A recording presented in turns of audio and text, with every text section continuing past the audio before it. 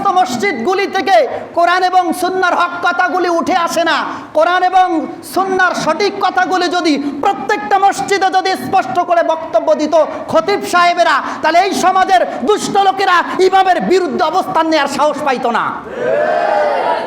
কিন্তু সমস্যা, আমি ছেড়ে দিয়া যাব, নেংটি খিসি দৌড়াবে, কয় শাহী হুজুর কত দিছেন, কয় 7,500, আমাকে 4,000 দিলে আমি করবো ইমামতিটা। এই লোকের অভাব কি আমি কি ভুল বললাম?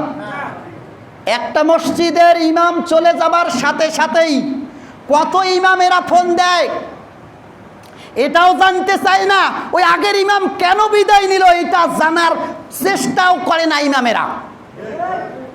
এই জন্যই সমাজের এই দুরবস্থা।